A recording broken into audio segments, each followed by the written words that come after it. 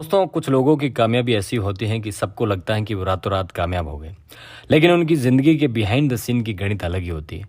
आज की वीडियो में मैं एक ऐसे लड़के के स्ट्रगल के बारे में बताऊंगा जिसने हमारे लिए वर्ल्ड कप स्पेशल बनाया है। दोस्तों, यूपी के उस लड़के की ज़िंदगी की शुरुआत होती है दिल्ली के पास जिला अमरोहा से, जहां उसके पिता तौसीफ अली अपने क्षेत्र के भोकाली गेंदबाजी हुआ करते थे।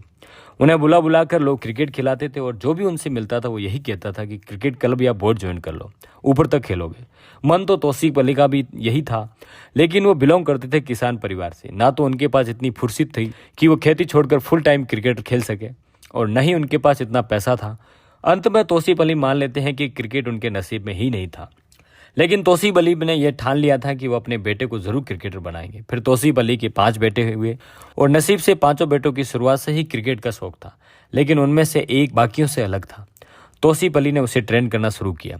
जो गलती खुद तौसीफ अली ने की वो उसे नहीं करनी दी। 15 साल खुद ट्रेन करने के बाद तौसीफ अली उसे मुरादाबाद क्रिकेट अकादमी लेकर गए, जहां बदरुद्दीन सिद्दी नामक कोच ने उस लड़के की गेंदबाजी को देखा तो वो समझ गए कि ये लंबी रेस का घोड़ा है। साथ ही वो लड़का इतना मेहनती था कि वो सबसे पहले आता था और सबसे बाद में जाता था। नई गेंद से तो बहुत बेहतरीन गेंदबाजी करता ही था, लेकिन पुरानी गेंद से भी बहुत अच्छी गेंदबाजी कर लिया करता था। उसकी मेहनत और लगन देखकर कोच को लगा कि अंडर 90 में इसका सिलेक्शन हो जाएगा, लेकिन उसे यह कहकर भगा दिया गया कि अगले साल आना। लेकिन कोच साहब ने ठान लिया था इस लड़के का टैलेंट एक दिन भी वेस्ट नहीं होना चाहिए। 1 साल तो बहुत बड़ी बात है। कोच ने लड़के के पिता तौसीफ अली को बुलाया और कहा उसे यूपी से बंगाल भेजा जाए। कोलकाता में किसी क्रिकेट क्लब में खेलेगा तो बहुत ऊपर तक जाएगा। तौसीफ अली उसे लेकर कोलकाता आए। ऐसे में उनके पास पैसे नहीं थे। तब तौसीफ अली की मदद की देवदत्त दास ने, जो उस समय बंगाल क्रिकेट के असिस्टेंट सेक्रेटरी हुआ करते थे। उनकी मदद से वो ईडन गार्डन तक पहुंचा, जहां उस पर प्रिंस ऑफ कोलकाता सौरभ दादा की नज़र पड़ी। उन्हीं की सलाह पर उन्हें 2010 में बंगाल की रणजी टीम में चुना गया। उसके बाद कभी पीछे मुड़कर नहीं देखा। 2010-11 को बंगाल टीम से 2013 को आईपीएल में जगह मिली, जहां कोलकाता नाइट राइडर्स से खेलकर 2014 में दिल्ली डेयरडेविल्स से उनको आईपीएल में फिर से मौका मिला। और उसी साल 2014 में हसीन जहां से शादी होती है उसकी, और शादी के बाद में उनको एक बिटिया भी होती है।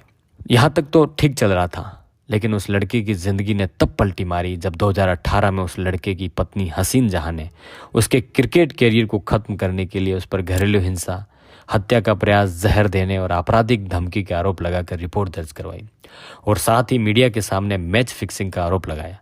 इसके बाद उस लड़के का कैरियर डाउनफॉल में जाने लगा। बीसीसीआई ने राष्ट्रीय अनुबंध सूची से उसे हटा लिया और उस पर चार्ज कमेटी बिठाई। उसे क्रिकेट से पूरा विचलित कर दिया गया। उसी समय वो कार एक्सीडेंट से चोटिल हो गया था। वो लड़का उस समय पूरी तरह से डिप्रेशन में आ गया था। उस डिप्रेशन को सह नहीं सका। उसने 3 बार सुसाइड करने का प्रयत्न भी किया, लेकिन परिवार उसके साथ था। कई पूर्व क्रिकेटर और वर्तमान क्रिकेटर उसके साथ थे। अंत में बीसीसीआई रिपोर्ट में वो लड़का निर्दोष पाया जाता है। वो फिर उठकर अपना और अपने पिता के सपनों को पूरा करने के लिए डटकर लड़ता है। जैसे तैसे कई मुश्किलों के बाद उसे वर्ल्ड कप में जगह मिलती है, और उसको स्टार्ट के शुरुआती 2023 वर्ल्ड कप की अगर बात करें तो शुरुआती 4 मैचों में डगआउट में बिठा दिया जाता है। उसके लिए करोड़ों भारतीयों के दिलों में जगह बनाने के लिए उसको एक मौके की ज़रूरत थी, और मौका मिल भी गया। हार्दिक पांड्या चोटिल हो जाते हैं। उसके बाद में उस लड़के को गेंदबाजी का मौका मिलता है और वो रंग दिखाता है, और पहले ही मैच में 5 विकेट चटका कर भारतीयों को बता देता है कि वो सबसे अलग है। दूसरे मैच में 4 विकेट, तीसरे में 5 विकेट, चौथे में 2 विकेट, और जहां भारतीयों को सबसे ज़्यादा ज़रूरत थी 2019 का बदला लेना था, सेमीफाइनल जो न्यूजीलैंड के सामने था, जहां सबसे ज़्यादा ज़रूरत थी, तो उसमें 7 विकेट चटका कर सेमीफाइनल को वो सेमीफाइनल बदल दिया जाता है। जी हाँ, ये कहानी है मोहम्मद शमी की।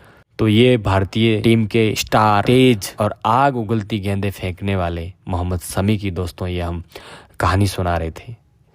ये थी मोहम्मद शमी की सुसाइड से सक्सेस तक की कहानी। आगे आप किस क्रिकेटर के सक्सेस स्टोरी सुनना चाहते हो कमेंट में ज़रूर बताइएगा, और आप भी शमी के अगर फ़ैन हो तो वीडियो को लाइक और चैनल को सब्सक्राइब कर दीजिएगा। और हम मिलते हैं नेक्स्ट वीडियो में, तब तक के लिए जय हिंद।